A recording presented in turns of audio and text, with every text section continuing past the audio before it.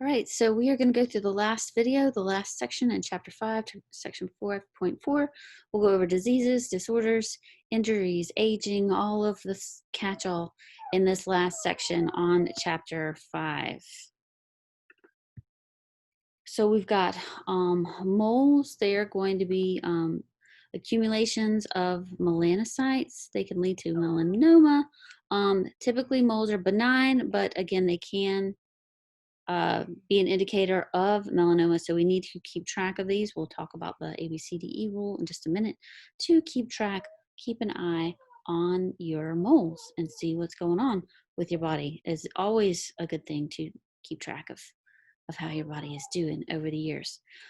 Skin cancer, how is skin cancer started? Again, cancer is just uncontrolled cell growth and it can happen anywhere.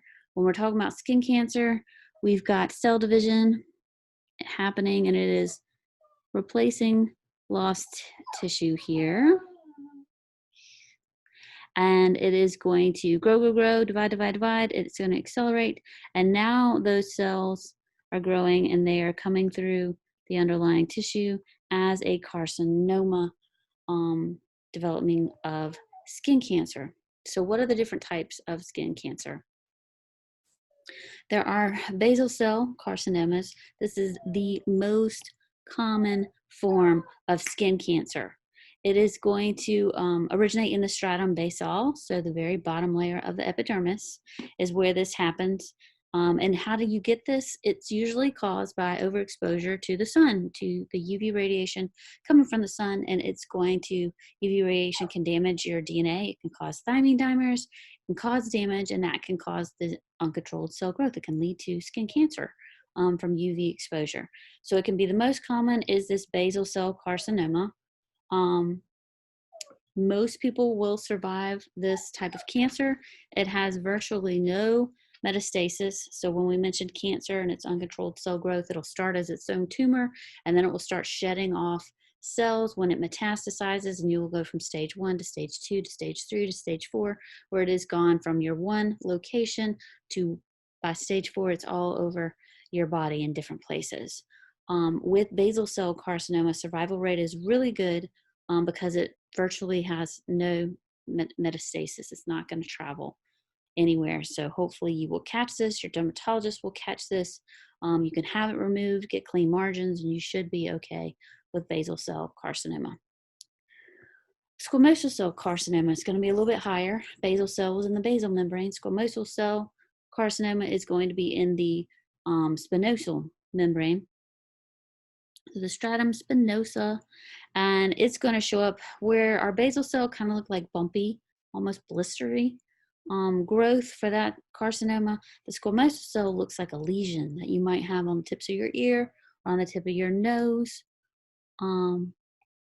as a lesion. And this one also rarely metastasizes, so hopefully you can get it diagnosed, get treated by your dermatologist, have it removed, and you should be okay. This is the second most common skin cancer. So we talked about basal cells in the basal membrane. Squamosal cells are in the spinosum layer, the spinosum strata, and then our most common is the most, not the most common, the least common is going to be melanoma. How do you know what you have? Is it just a normal mole? Is it actual skin cancer? I need to know. I want to monitor this. I want to be able to talk to my dermatologist and tell them what I'm seeing. So I want to tell you all about this test before we get to melanoma, and it'll make more sense when we get there. It's called the ABCDE rule. So A for asymmetrical, meaning, if you had a perfect circle, it's going to look like this. And then if it was asymmetrical, it'd be lopsided, right? It wouldn't have a nice even shape on the outside. Then look at the borders. So if yours is asymmetrical, it's uneven. And then look at the borders. Are the borders clean? Are there nice clean borders, or are they irregular on their shapes? So asymmetrical, it's not a circle, maybe like this guy. And its borders are lumpy. So we got these funky edges here. It's not, a normal mole, round, pretty, symmetrical. even borders. Skin cancer is going to have asymmetrical, it's going to be misshaped, it's going to have these funky borders with their edges are in irregular shapes. The color can vary. It may be all one color if we've got a nice, again, nice freckle, a mole that we got going on here. It's pretty harmless. But over here, we might have various shades going on. We might have a darker section here, maybe a darker section over here. Maybe this stuff is a little bit lighter on it. So you might have variations in color. The diameter, how big is this? Is it greater than 6 millimeters? So 1 centimeter, if you think about an inch is what, 2.5 centimeters? And a centimeter is 10 millimeters. So if it's bigger than 6 millimeters, that's a pretty decent size. It's going to be about, if it's bigger than a pencil eraser or the tip of my Apple pencil, you need to maybe have that checked. Have somebody look at that because that's a pretty significant size, bigger than 6 millimeters. Check that diameter and have that looked at. And then evolving. Does this look the same as it looked 6 months ago, as it looked a year ago? Is it evolving or has it always looked that way? You've always had the same mole and it's been the same spot. You've had the same thing and it never changes shape. It never has weird borders. It never gets bigger. It just is what it is. Then you should be good. But if you are looking and following the ABCDE rule, and something is raising a concern, it's really large, it's got sketchy borders, the coloration kind of varies, have it looked at. Go see a dermatologist and check it out because it may be a form of skin cancer and we need to make sure that that is taken care of. Go see your dermatologist. Go get a physical every year. Go get your skin checked, especially here in the South. Okay, so let's talk about one of our more dangerous skin cancers. It's the least common, but it's the most dangerous. It's going to be melanoma. So malignant melanoma. It is the most serious form of skin cancer. So basal cell, if you had to have skin cancer, that would be the one to get because it doesn't metastasize and doesn't go anywhere. It's not going to spread. And survival rate is really, really high. Malignant melanoma, if you catch it early, when it's still one place, because you were following the ABCDE rule and you're checking your body and you're making sure that everything's okay, survival rate is pretty good. But if you're not checking your body and you've not really paid attention, or it's in a place that you can't really see all the time, and it's been a while, then the survival rate drops really low. The 5-year survival rate for melanoma that was undetected for a while is low. It drops from a 99% survival rate if you catch it early to a 14% survival rate if you don't catch it early. So again, extremely dangerous. It will grow rapidly and spread, metastasize. So it's going to go from its one single tumor in your skin and it's going to shed off cells and metastasize and go to other places, and it's going to spread through the lymphatic system. Again, if it's detected early, 5-year survival rate is 99%. So please get your yearly checks with the dermatologist. If it's not detected until later, after it is metastasized and gone through your lymphatic system and possibly spread to other places in your body, it's 14% survival rate. So please, please, ABCDE rule, get yourself checked. See what is going on with your body. Other things to cite that mentions is it elevated? Is it raised off of the skin? Does it feel hard to the touch, like this guy? Does it feel hard to the touch? Is it growing? Is it getting larger? All of these are signs to please go in and get yourself checked. Other disorders. Okay, so we're moving past skin cancer. Know your ABCDE rule. It's always going to be on the lecture test. At least one question on there. We always have questions about the different disorders and descriptions of different types of skin cancer. Another type of disorder is albinism. This one's genetic. And so we were talking about skin pigmentation, right? And it was the melanocytes that produced the melanin, and that gave yourself the pigment. And that melanin could be dark colored, it could be dark black, it could be brown, it could be yellow, varying shades in between. but that's coming from your melanocytes. With albinism, it's a genetic disorder. There's various versions of albinism affecting one gene. It was like type A, and then there's a type B. But basically, it's attacking the melanin production. Those melanocytes are either producing very little melanin or none at all, So very low to no melanin production. And what that does is results in very light skin color, light hair coloration, light eyes. There's ocular albinism where the pigment, there's no pigment behind the eyes. So where I have dark brown eyes, a person with albinism doesn't have that pigmentation back there, and they would have light blue eyes. So that's albinism. It is a genetic disorder. It is recessive genetic disorder. So when you get into AP2, when we talk about dominant recessive traits, for somebody to display albinism, both mom and dad had to be a carrier of albinism to possibly pass this down and have it manifest in their offspring. A person who has albinism doesn't have the protection of the melanin, and melanin is going to help us. Our skin coloration is going to be our own type of UV protection. The darker your skin coloration is, it's basically kind of built-in sunscreen, which is great to protect you from the UV rays. You may also need to supplement vitamin D because you're not getting as much UV to help you create the vitamin D if you're only stuck inside. If you have lighter skin coloration, you're more exposed to the UV radiation. You're more susceptible to skin cancer. If somebody is an albino is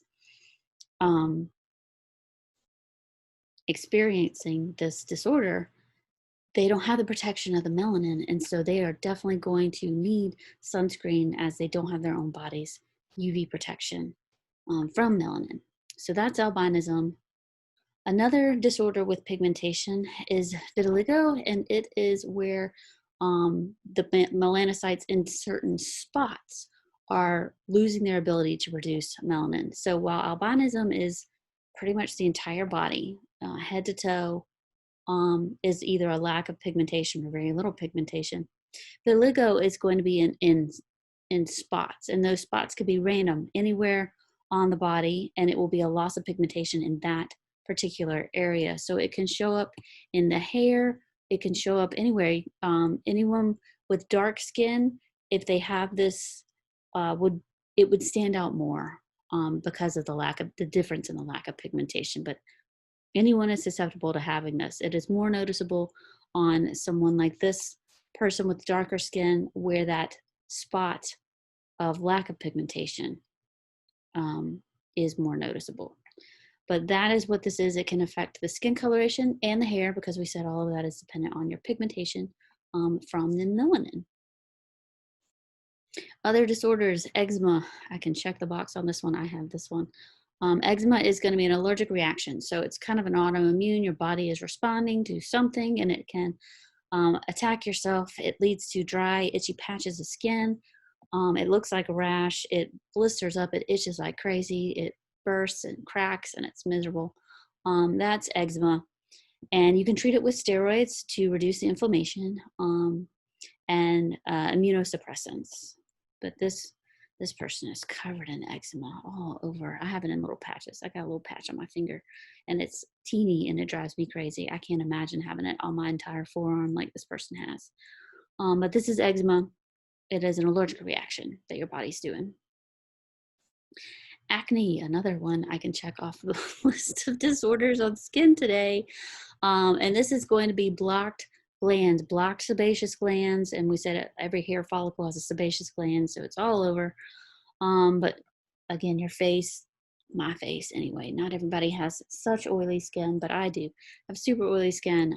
So my sebaceous glands love to go into production. So acne is going to be blocked glands. So they get blocked, and then it builds up an infection in there. So we've got a plugged follicle that gets infection, is going to lead to inflammation. So the redness happens, and now we can really see the marked inflammation over here. Bacteria are going to accumulate in there. Your white blood cells are going to try and attack those bacteria, and you're going to get white pus in there. It's disgusting. But that is acne. I want to say every person ever has had at least one pimple at some point in their lifetime. We have all probably experienced this. Some of us are still getting to experience acne and wrinkles at the same time. It's glorious. Treatments. There are lots of different treatments for acne. There are over-the-counter washes. There is retinol A that is vitamin A, and that will help increase cell turnover. Retinol A has some side effects if you are pregnant. You shouldn't be putting retinol A on. There are oral prescriptions that they can give you for acne. Sometimes acne is hormonal, sometimes it is stress related, cortisol hormone peaks. Sometimes it has to do with estrogen and progesterone in a woman's body going on and off. So if somebody has acne and they get on birth control pills, a lot of times that can help your acne. Me personally, when I was pregnant, I had the best skin ever. It was just healthy and glowing, and then I wasn't, and then it came back. So that's acne. They are blocked follicles. So they get infected. Bacteria is going to grow in there. They're going to get inflamed, and you can treat them with a variety of different methods. Burns are definitely one thing that we need to cover. There are degrees of burns: first degree, second, third, and fourth. What happens when you get a burn? Depending on how bad it is, when you get a burn, it can mess with your fluid and electrolyte balance, because we said your skin, right? Its major job is protection. It's to keep things out and from getting inside, and to keep stuff inside. So you're not going to lose water with your skin. But if you've lost a major part of your skin, maybe you had a large burn across a large percentage of your body, you're not able to keep the water inside. So you are losing massive amounts of water with dehydration. You're also not protecting the inside of your body from all of the microbes that are outside trying to get in. Because remember, we talked about your skin releases antimicrobials in the sweat, and the sebaceous glands, your sebum, releases antimicrobials, and it acts as a barrier. And without the skin there, if you've got a burn, you are more susceptible. You are susceptible to fluid and electrolyte imbalances. You can't thermoregulate like you should if you've got a really bad burn. Increased fluid loss, increased evaporation. It's hard to maintain your body temperature. And again, protection, you're losing your protection from the infection. If you have damp areas, the skin is dry. We talked about keratin, and those keratinocytes makes it water resistant, and it makes it dry and hard. When you don't have those there, it's going to be damp from the fluid loss, which is going to increase bacterial growth, which is not something that you want going on. If the skin is broken, then you're at risk of infection, which can lead to bacterial growth invading the body. Then you get sepsis, where the bacteria is spreading throughout your body into the different organs, which can be fatal. So these are very serious things that can happen if you get, more than a second degree burn. Third degree burns on a large portion of your body, it's serious business. So fluid loss, loss of thermoregulation, more prone to infection, and sepsis is going to be the leading cause of death for burn victims. I have lost my screen sharing ability again, so let me bring it up so we can have our burns show up when I'm talking at you about this stuff. There we go. We have the first degree burn. With a first degree burn, it is also called just a partial thickness. It's just going to be the epidermis. So most sunburns, if you were out for Father's Day this weekend and you spent a little too much time at the sun, doing whatever, maybe you went hiking, maybe you went, or it was summer solstice weekend too, so maybe you went hiking on Hike Naked Day and the skin was exposed that shouldn't be exposed, and now you got sunburn. Epidermis only is going to be first degree. So most of your sunburns. Does a sunburn hurt? Yeah, it totally does. It is painful, and it is a sunburn. You are going to look like a red lobster. You are going to have redness with the burn. Erythema is going to happen. Inflammation is happening because you overexposed your sun to the UV and it caused a first degree burn.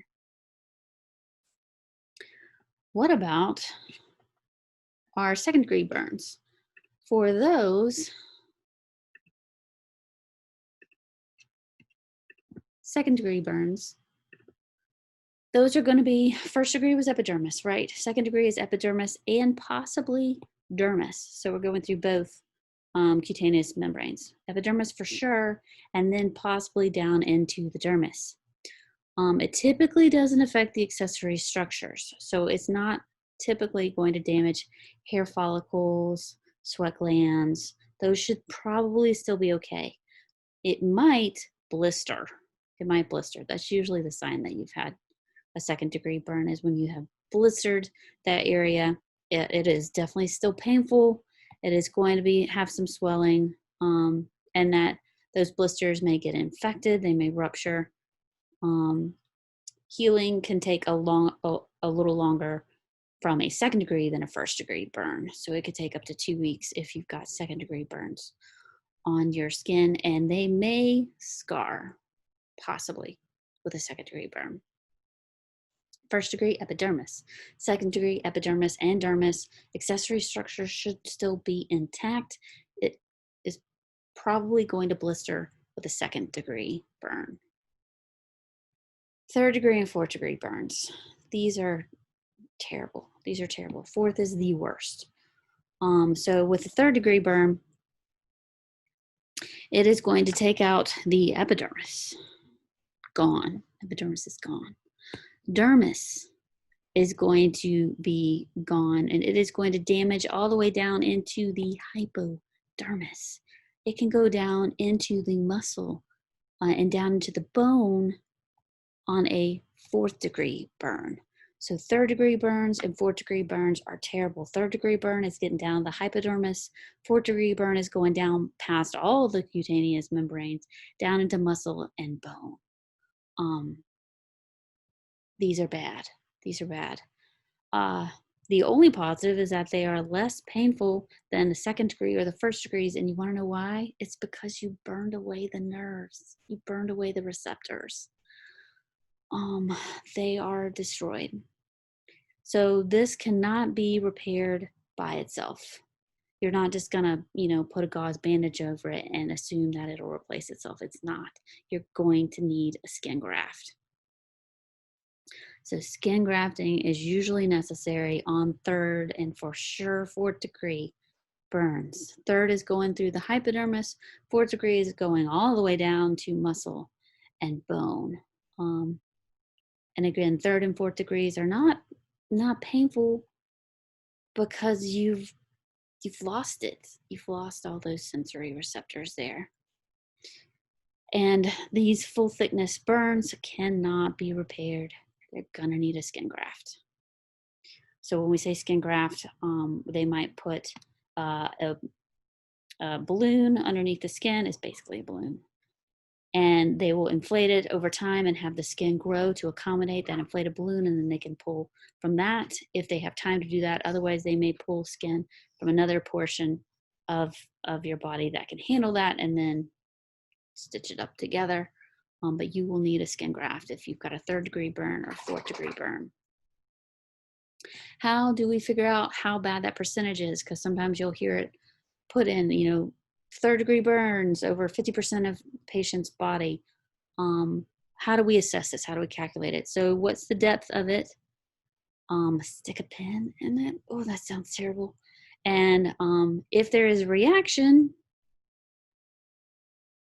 then the receptors are still there. So first or second degree. If there is an absence of reaction, then it's a third degree or fourth degree burn. You've lost those receptors.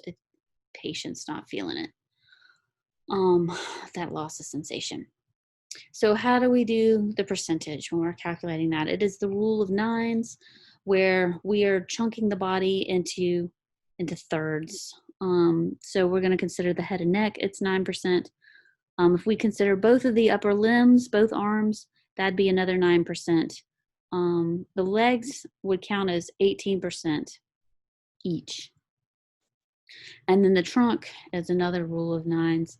And so it'd be 4 times the size of one arm And so that's the trunk. So we can do it in the rule of nines and estimate percentage.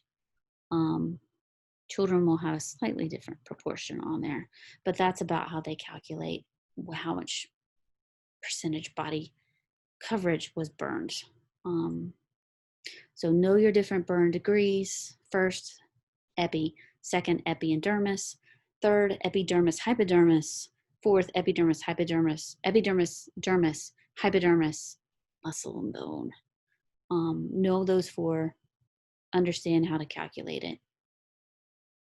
How do we treat burns? We have to replace those lost fluids that we're telling you are getting lost because you have lost the skin protection and fluid is just evaporating away. We need to make sure that sufficient nutrients are given, that they are making up for those lost electrolytes and any other things that the patient might need. We have got to prevent infection. If you are missing the skin, we talked about, you are so susceptible to bacteria growth, and it can lead to sepsis, bacteria growth throughout the body, and your organs shut down. So preventing infection is key.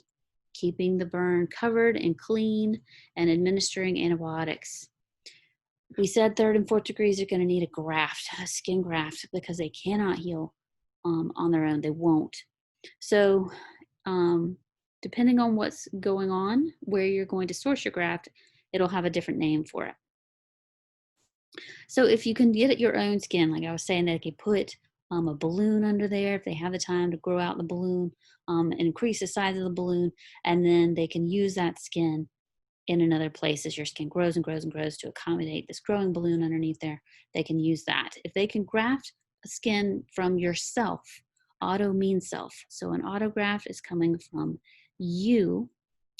There is also the option of pulling a skin graft from a cadaver. So it's still from a person, it's just not you. So it's not auto, it is now allograft when it's coming from a cadaver. And then if the skin came from an animal, if you were getting a donation from an animal, and if you were getting animal skin, it is a xenograft. If you were getting anything from an animal and not a human, it's a xenograft, whether that is animal skin or an animal valve. Maybe you're getting a porcine valve or a bovine valve and your heart replaced. If it's coming from an animal, it's a xenograft. If it's coming from yourself, it's an autograft. And if it is from a human but not you, an allograft. So know your different skin grafts. That's always another question on the test. Burns are serious. Again, if it's over 80% of the body, it's only a 50% chance of recovery. You got a 50-50 shot, assuming that you can get the proper care to be treated with that kind of burns.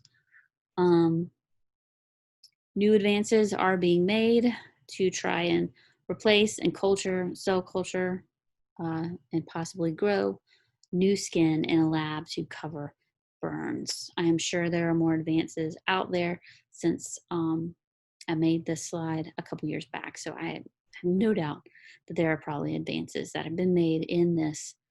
But if it's not coming from yourself, remember it's an autograft, it's for yourself. If it's not coming from yourself, it's an allograft. And if it comes from an animal, an outside source, it's a xenograph. All right, other disorders are kind of lumped in here in this one slide. Scars and keloids. So scars after a wound is healed. So I have acne that is in the process of healing on my face. And so I've got this purple scar tissue that'll go away eventually as it gets replaced. Some scars are permanent, some will fade over time. Some scars are raised keloids, and that sometimes those raised scars, they will go down. C-section, that's a scar, and it is a keloid scar. It is raised, but eventually, hopefully, it will fade and go down. Bed sores are another type of disorder affecting the skin. So you primarily hear about this in the healthcare field and possibly nursing patients who aren't mobile. They can't get around, and so they require treatment to move them within the bed. If a patient is sitting in the same position day in and day out, they're compressing that tissue, and that compressed tissue isn't getting blood flow to it. And what happens when tissue doesn't get blood flow? It becomes cyanotic and then it becomes necrotic, and that tissue will die. So bed sores are going to be necrosis of the tissue because it's not getting proper blood flow. So you've got to be able to move the patient around so they're getting proper blood flow to everything, and they're not going to get bed sores on the places where they are resting all the time. Stretch marks, I mentioned C-sections, pregnancy. Stretch marks is when it's not necessarily pregnant. Clearly, anybody can get a stretch mark if your skin is stretched beyond where it normally goes. Any sort of rapid gain could cause a stretch mark on your skin.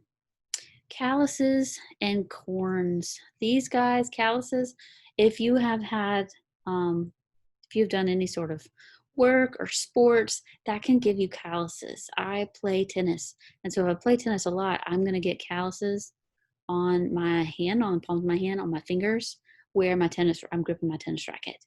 Maybe yours is from doing other types of work, but calluses are going to be where the skin thickens up. On your palms of your hand, soles of your feet are going to be calluses. Corns are going to be where abrasion happens. You typically see these on your feet, where abrasion on the surface of the skin, and it's usually going to be in this type of elliptical motion that causes the corns to form on your feet. How do we heal? We mentioned this before in the chapter when we were talking about histology. And we mentioned healing, so we'll go over it real quick one more time. So we talk about scars, and keloids are raised scar. So we've got a clot that forms, you've got a wound, and the blood is going to clot. And we'll talk about that in AP2 when we talk about circulatory chapter. But you're going to have a clot that's going to form, and that will go in initially. Then it's going to be replaced, and it's going to fill with granulation tissue. The granulation tissue is your scar tissue. So you're going to lose your clot, that's going to fall away, and you will have a scar that remains behind with granular tissue. And then over time, hopefully, then that granular tissue can be replaced, and your epithelium tissue will cover up that scar tissue. So hopefully your scars over time will become smoother and less prominent and less noticeable as your tissue heals. Quizzes, age-related changes.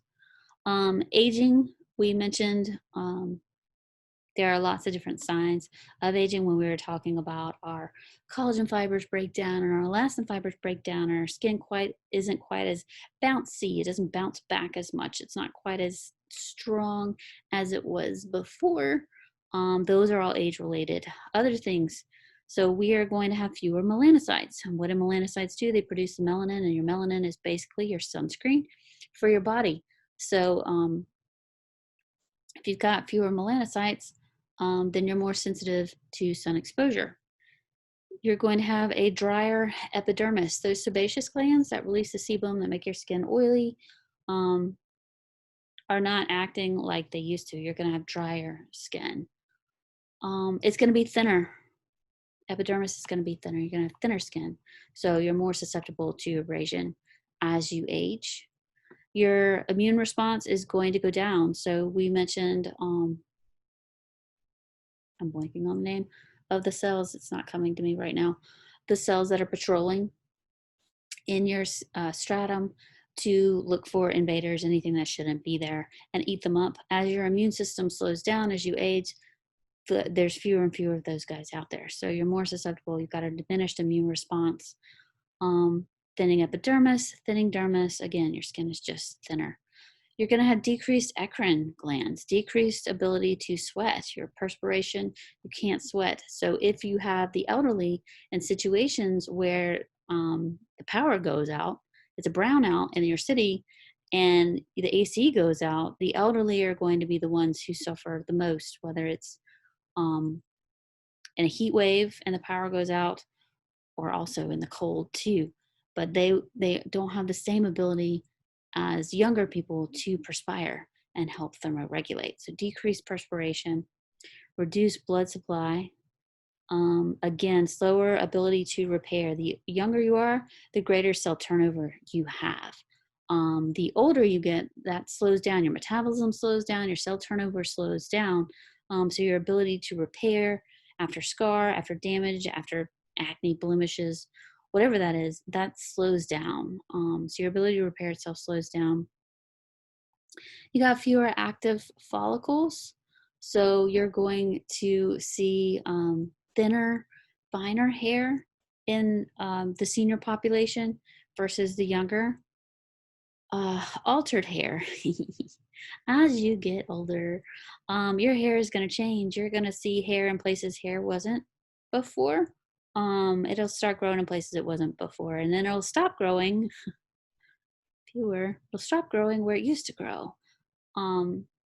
And fat distribution will change a bit too. Other things that drop as age-related changes, sex hormones are also going to drop. Estrogen, estrogen, progesterone, those guys drop for females with menopause, where we get a hormone drop.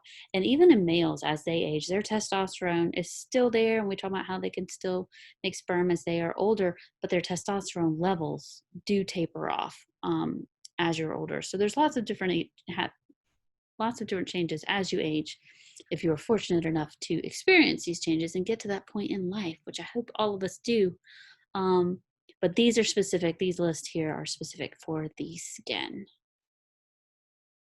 So that concludes chapter 5. Let me know if you have any questions. Chapter 5 will be a significant portion of the next exam to lecture test. So please go through the study guide and let me know if you have questions.